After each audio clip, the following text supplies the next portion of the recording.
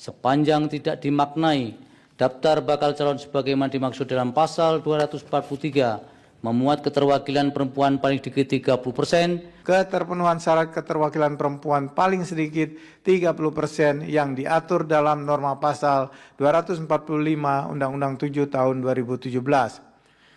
Berkenaan dengan hal tersebut, walaupun Undang-Undang 7 tahun 2017 telah mengatur jikalau proses verifikasi menemukan fakta tidak terpenuhi jumlah bakal calon paling sedikit 30% keterwakilan perempuan, KPU di tiap tingkatan memberikan kesempatan kepada partai politik peserta pemilihan umum untuk memperbaiki daftar bakal calon.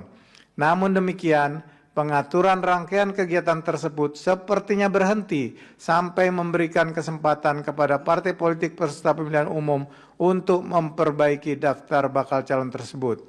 Apabila dikaitkan dengan upaya pemenuhan semangat pasal 28H ayat 2 UUD NRI tahun 1945, persoalan mendasar yang harus dikemukakan. Bagaimana jikalau partai politik peserta pemilihan umum tidak memenuhi syarat batas minimal persentase calon perempuan 30% sebagaimana dimaksud dalam norma pasal 245 Undang-Undang 7 tahun 2017. Terkait dengan persoalan tersebut, penting bagi Mahkamah untuk merujuk ulang substansi beberapa undang-undang dan beberapa putusan Mahkamah yang telah diuraikan pada pertimbangan hukum sebelumnya berkenaan dengan pemenuhan syarat keterwakilan perempuan paling sedikit 30% dalam daftar calon anggota DPR, DPRD. Pertama, keterwakilan perempuan paling sedikit 30% dalam daftar calon anggota DPR, DPRD telah bertransformasi dari norma yang bersifat pilihan atau fakultatif menjadi norma yang mengarah bersifat imperatif. Setidaknya arah tersebut dapat dibaca dengan tidak digunakan lagi kata dapat dalam rumusan norma yang berkenaan dengan keterwakilan perempuan paling sedikit 30% sejak penyelenggaraan pemilihan umum 2009. Bahkan untuk memperkuat pergeseran dari norma fakultatif menjadi norma imperatif, partai politik peserta pemilihan umum diharuskan untuk menempatkan sekurang-kurangnya 1 orang calon perempuan dari setiap 3 orang bakal calon dalam daftar calon anggota DPR, DPRD. Kedua, pengaturan pemberian kuota keterwakilan perempuan paling sedikit 30% termasuk dalam norma daftar calon anggota DPR, DPRD adalah konstitusional. Sebagai salah satu wujud affirmative action, norma tersebut dinilai sebagai bentuk diskriminasi positif dalam menyeimbangkan keterwakilan perempuan dan laki-laki untuk ikut serta dalam pemerintahan. Ketiga, dalam hal norma keterwakilan perempuan paling sedikit 30% tidak dipenuhi oleh partai politik peserta pemilihan umum dalam memutus atau mengadili kasus konkret in casu putusan Mahkamah Konstitusi nomor 125/08/29 PHPU DPR DPRD 22 Romawi /2024, Mahkamah telah menyatakan bahwa apabila partai politik peserta pemilihan umum tidak memenuhi syarat minimal tersebut, KPU sesuai dengan tingkatan harus mencoret keikutsertaan partai politik yang bersangkutan dalam kontestasi pemilihan umum pada daerah pemilihan dimaksud. Berdasarkan uraian di atas, oleh karena dalam praktik secara faktual ihwal pemberlakuan sanksi bagi partai politik peserta pemilihan umum telah diberlakukan, maka untuk memastikan semangat pasal 28H ayat 2 UUD NRI tahun 1945 benar-benar diwujudkan dalam pengisian daftar calon anggota DPR, DPRD bagi partai politik peserta pemilihan umum yang tidak memenuhi kuota keterwakilan perempuan paling sedikit 30% harus diberi sanksi yang tegas.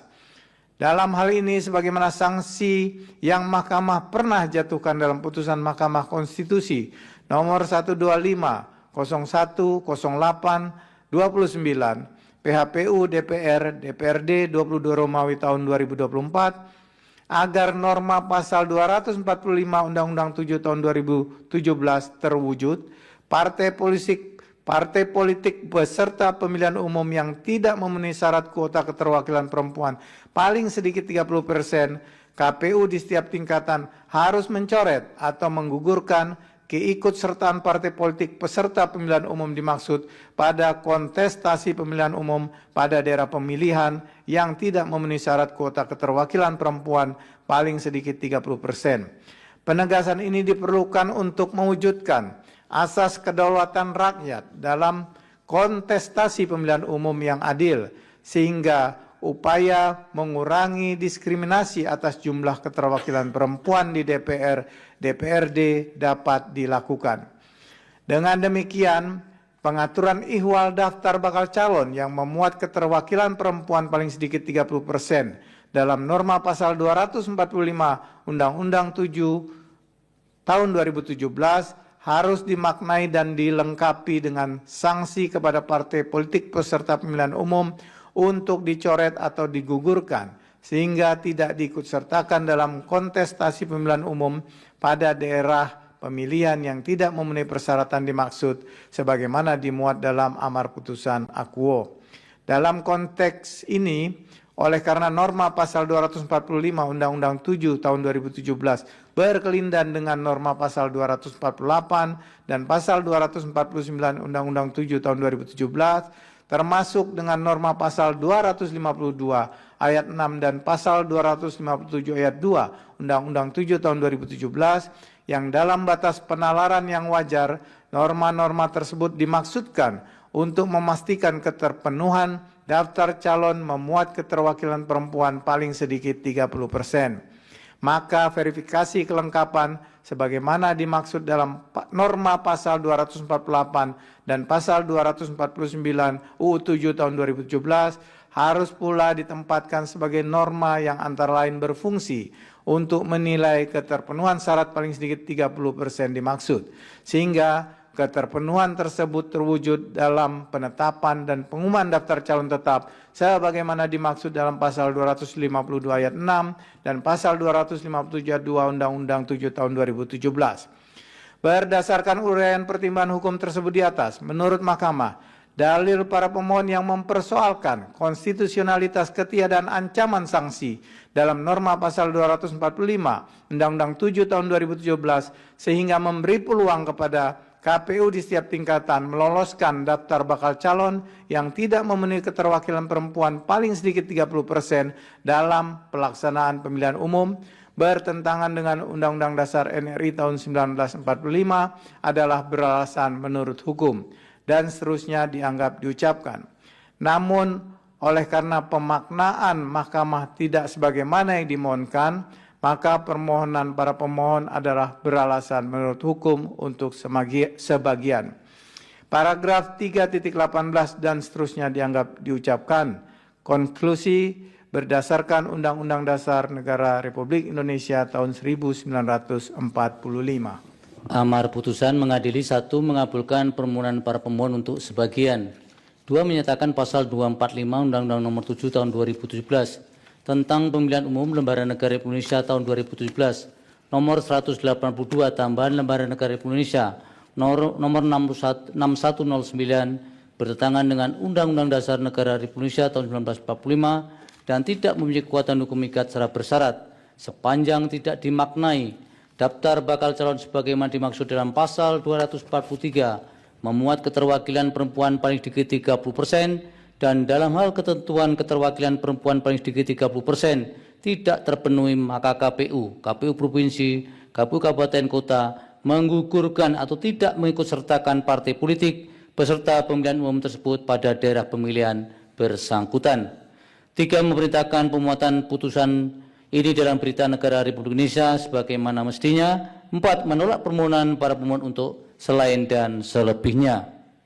Demikian diputus dalam rapat permusyawaratan hakim oleh 9 hakim konstitusi yang nama-nama hakim dianggap diucapkan pada hari Rabu tanggal 29 bulan April tahun 2026 yang diucapkan dalam sidang pleno Mahkamah Konstitusi terbuka untuk umum pada hari Senin tanggal 25 bulan Mei tahun 2026 selesai diucapkan pukul 15.42 waktu Indonesia Barat oleh 9 hakim konstitusi. Nama-nama hakim juga dianggap diucapkan dengan dibantu oleh Mukhtar Hadi Saputra sebagai panitera pengganti, serta dihadiri oleh para pemohon, Dewan Perwakilan Rakyat atau yang mewakili, dan Presiden atau yang mewakili. Demikian para pemohon, kuasa DPR dan kuasa pemerintah atau Presiden, pengucapan ketetapan dan putusan sebanyak 13 permohonan. Untuk salinan putusan akan segera dikirim oleh Mahkamah kepada para pihak melalui email masing-masing. Setelah pengucapan putusan atau ketetapan ini selesai, atau selambat-lambatnya 3 hari kerja setelah persidangan ini ditutup. Terima kasih untuk persidangan siang hari ini. Sidang selesai dan ditutup. Hadirin dimohon berdiri. Yang Mulia Majelis Hakim Konstitusi meninggalkan ruang persidangan.